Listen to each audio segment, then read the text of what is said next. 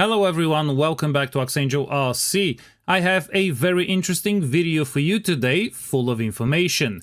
The results from the endurance tests of the old and new 6S 6P 21700 lithium-ion battery packs, with the new one being the one I recently built specifically for this plane. I did have a video on the build process, you can find it in my channel. Some of you may remember the hero's journey in the past couple of months and why it has come to this. The old 8S battery pack did not have the capacity I needed to be able to fly long enough for proper range testing, in addition to severely overloading the motor to the point where it was heating up and melting its ABS motor mount, which led to me investigating possible solutions to both problems. In this video we will tackle the first issue, the battery range. At some point I switched from the 8S 5P 15,000 mAh pack, which allowed for a 74-minute flight at a fixed altitude low above the ground without going up to range testing altitude, to a 6S 6P 30,000 mAh pack I had and was using on my MFE fighter for its forward flight phase. I already had the battery, so I thought I'd give it a try. Actually, switching over to that one is what caused me to almost lose this $11,000 drone.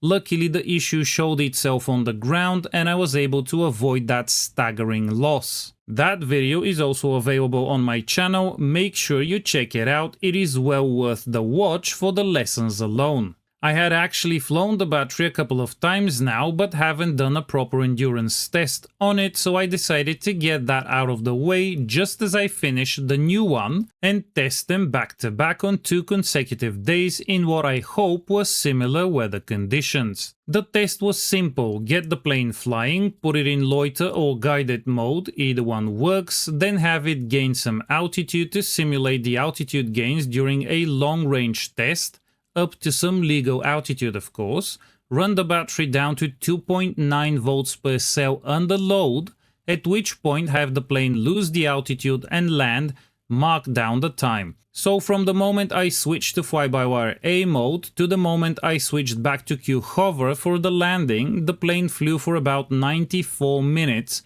so 20 minutes more flight time compared to the previous 8S battery pack, but also this flight included the altitude gain to simulate a long-range test flight. If I had kept it at low altitude the whole time, it would have flown for longer perhaps, but the idea is to test it under accurate conditions for how it is normally used during a range test. So the 432 Wh 8S 15 Ah battery pack provided 74 minutes of flight, the current 648 Wh 6S 30 Ah battery pack resulted in 94 minutes of flight time with an altitude gain. So what remains to be seen is what the new 842 Wh 6S 39 Ah battery pack can provide. However, let's do a quick calculation and forecast based on the first flight and see if it stacks up against the actual second flight, which was in fact live streamed for YouTube members and Patreon supporters,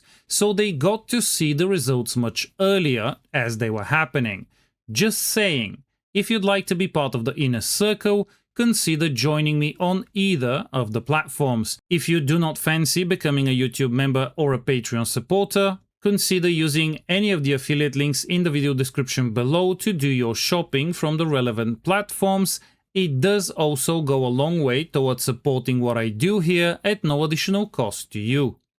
So the 648 Wh battery pack resulted in a 94-minute flight. The new pack is 842 Wh, so about 30% more capacity. So if we add 30% to the 94-minute flight time, the estimation shows the plane should stay in the air for about 124 minutes or about 2 hours, which would be pretty good. But let's see if this calculation pans out. The second flight was the following day, but rather than in the morning, it was in the evening as the weather conditions promised to be more similar to the first flights. I took off later in the day on purpose so I can have the sun go down during the flight, since I also wanted to see how the gimbal and all its sensors would fare at night. Once it got pitch black, the only sensor which actually saw anything useful was the thermal one, though I suppose that shouldn't come as much of a surprise.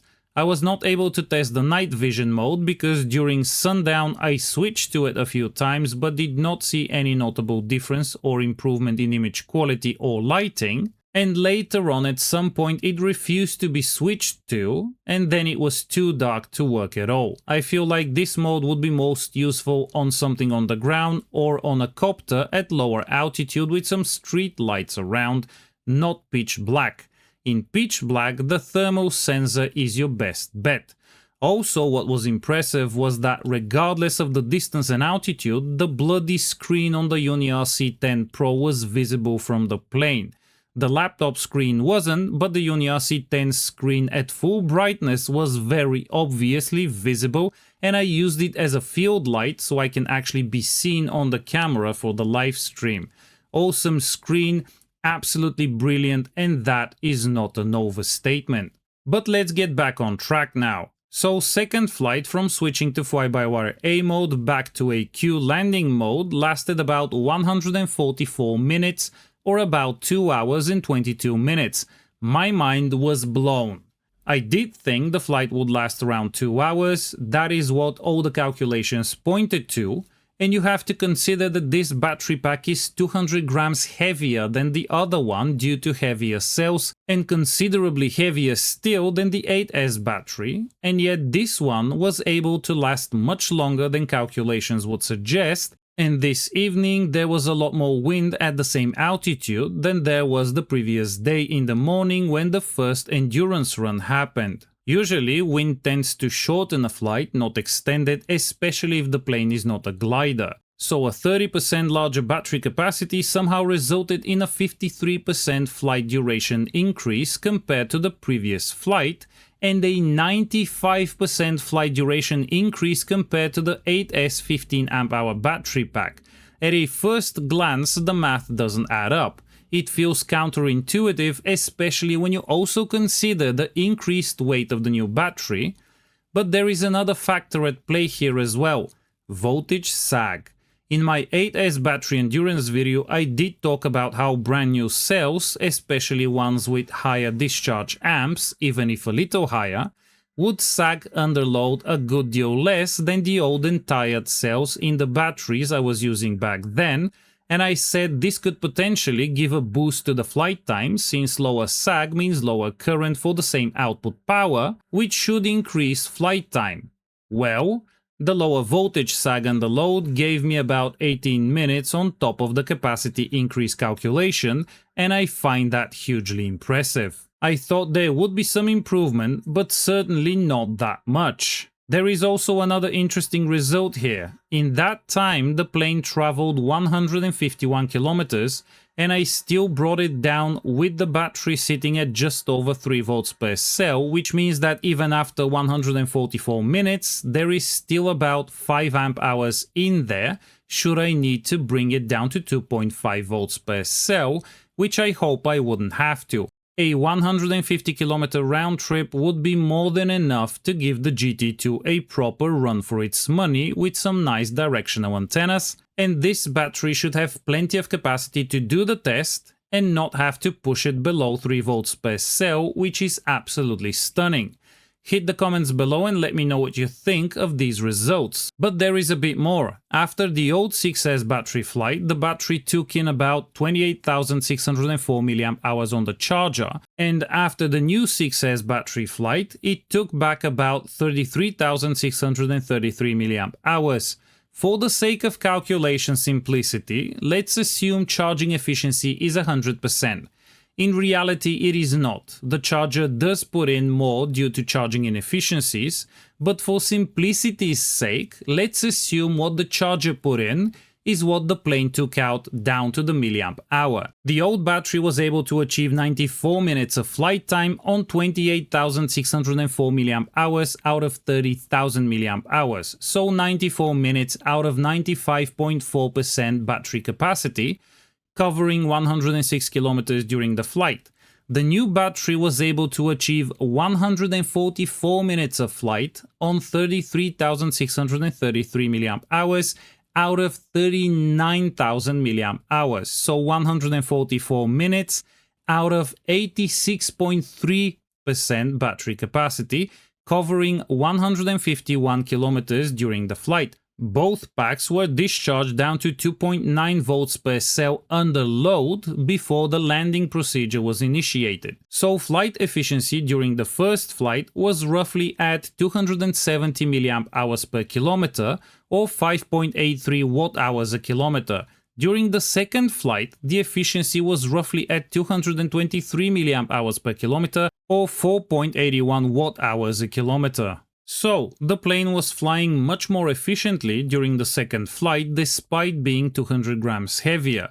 And outside of accepting that nighttime air for some reason causes less drag, I would assume this efficiency gain must come from the voltage sag, and it is a good deal more substantial than I ever thought it could be. My assumptions or my math could be wrong, so do hit the comments below and share your experiences of such things. I am curious to see what you lot have to say about it. But it gets even better. Remember that post from a few days ago where I showed some newly arrived T-motor and carbon props?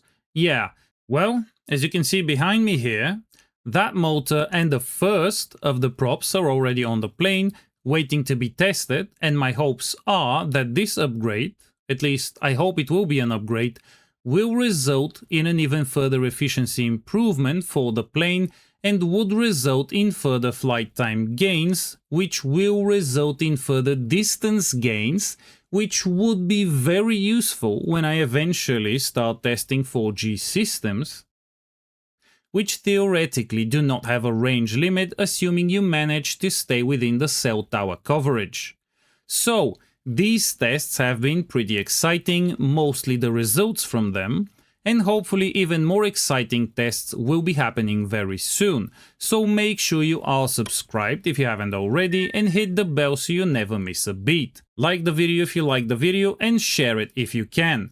A huge thank you to all my YouTube members, Patreon supporters and anyone who has and still is supporting this channel in any way. And just in case you'd like to do the same, check out the video description below for more info.